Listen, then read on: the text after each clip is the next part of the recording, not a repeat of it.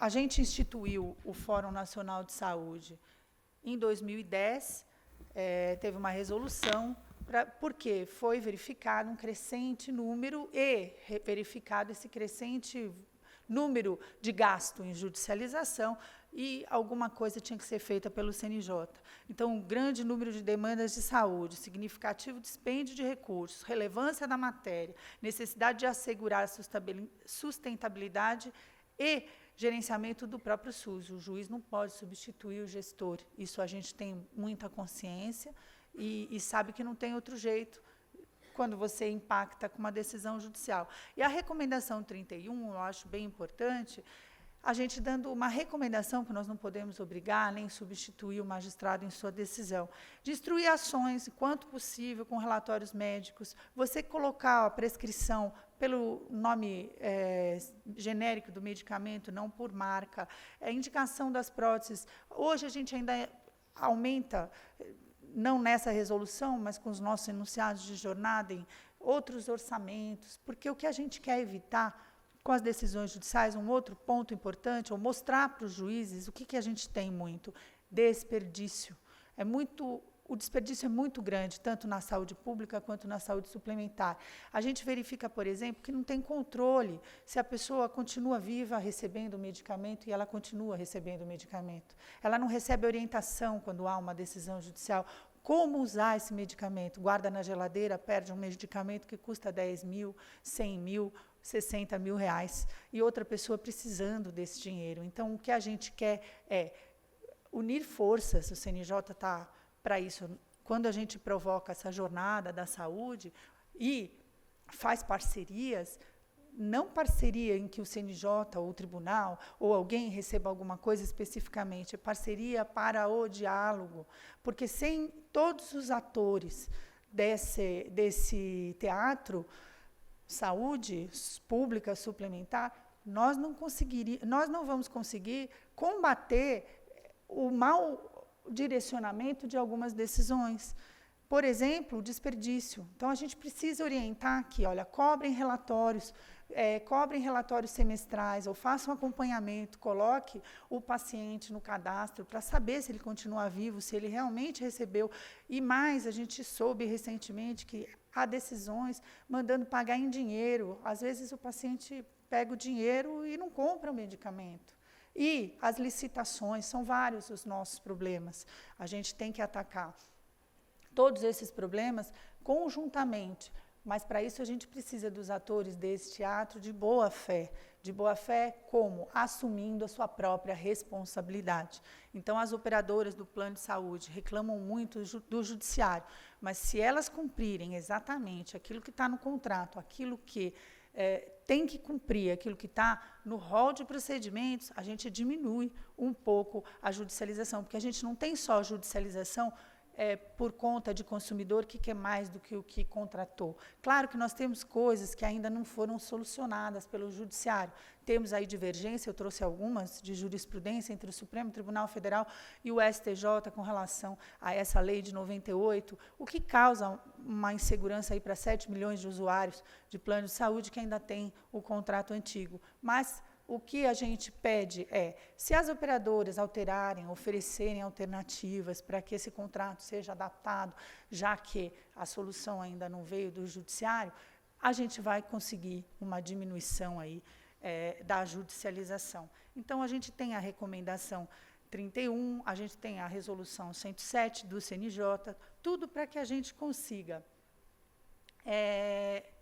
dar essa divulgação do impacto das decisões nacional, impacto nacional. E esse efeito, porque se a gente, por exemplo, inviabiliza os planos de saúde particulares, por exemplo, a gente inviabiliza a prestação de serviço privado para uma parcela da população que não consegue o SUS ou que não precisa do SUS, e a gente deixa o SUS para aquela parcela da população que realmente necessita do SUS. A gente consegue trabalhar junto. Eu trouxe uma tabela muito antiga de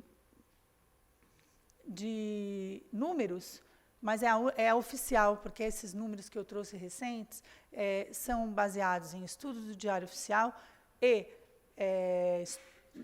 manifestação do próprio Ministério da Saúde, porque no Fórum Nacional a gente faz um monitoramento, mas como a gente não tem uma pesquisa ainda e o ministro já vai autorizar para esse Justiça em Número entrar os números reais da judicialização de saúde pública e de saúde suplementar, a gente tem esse trabalho que foi realizado em 2011, 2012, com os números, mas a gente vê o seguinte, que a maior parte da judicialização é por medicamento, não há ações preventivas, o que eu acho também que as operadoras de plano de saúde têm que implementar, então, mais do que leitos em hospitais, vamos atacar realmente a prevenção dos acidentes, é uma coisa que pode ser, é claro que isso é uma questão mais pública do que privada, mas que afeta também os usuários de saúde suplementar. Esses números mostram que também, hoje, de judicialização, tem muita coisa de substituição, quando a gente fala em home care, que é mais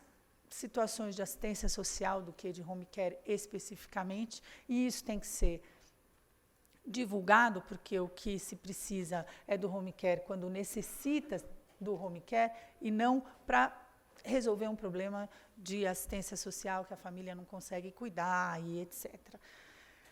Com relação à judicialização da saúde suplementar, os 3 maiores problemas, a lei, que eu já mencionei, de 98, a cobertura, que muitos entendem que deve, outros que não devem, então os litígios surgem aí, e orientações jurisprudenciais que não resolvem a questão da saúde suplementar.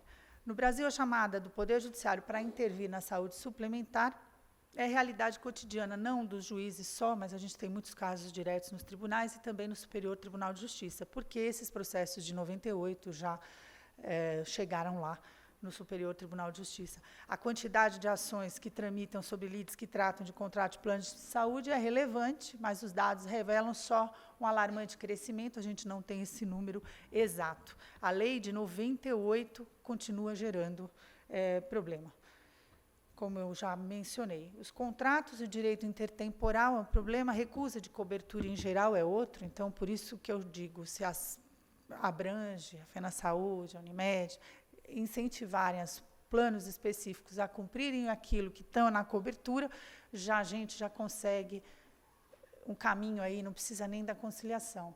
A gente já consegue diminuir a judicialização. Casos de urgência e emergência, talvez para esclarecer ou fazer workshops, palestras para mostrar exatamente que são casos de urgência e emergência. Nisso a gente precisa de apoio do Conselho Federal de Medicina, das associações, dos conselhos regionais de medicina, enfim, dos médicos, para que isso seja realmente mostrado, o que é urgente ou emergente, emergência, e o fornecimento de órtese, prótese, endoprótese, procedimentos de robótica, então isso é um assunto também que precisa ser trabalhado, dialogado, explicado, tanto para o judiciário quanto para os usuários, né? Então, nós temos que mostrar o efeito de uma cirurgia de coluna desnecessária, então, talvez tornar público para que a gente consiga, porque bons e maus profissionais a gente tem em qualquer área que a gente for, não é na medicina, não é no direito, não é na iniciativa privada,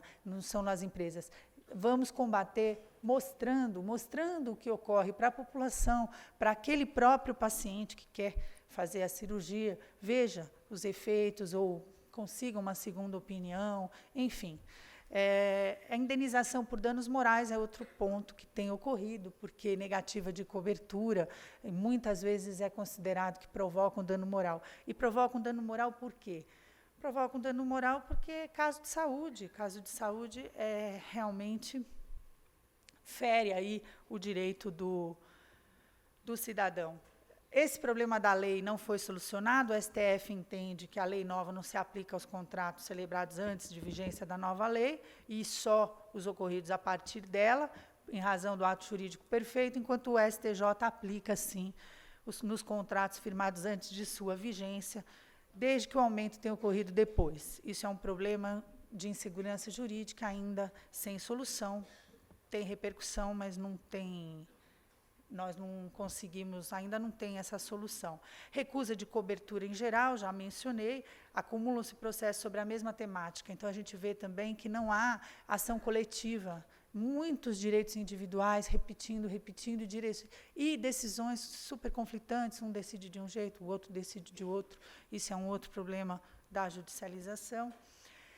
O prazo de urgência e emergência, e a regulamentação da ANS coloca na segmentação hospitalar prazo de 180 dias de carência, atendimento ambulatorial, que às vezes não é possível, e tem também aquela questão de 12 horas, é um outro ponto importante da judicialização. O fornecimento de órtese, prótese e endoprótese, procedimentos de robótica em geral, de acordo com a regulamentação da ANS, o médico assistente do consumidor deve indicar 3 fabricantes que forneçam essas próteses, ficando a escolha para a operadora. E se houver divergência entre essa e o assistente, um terceiro médico será convocado para desempatar a questão.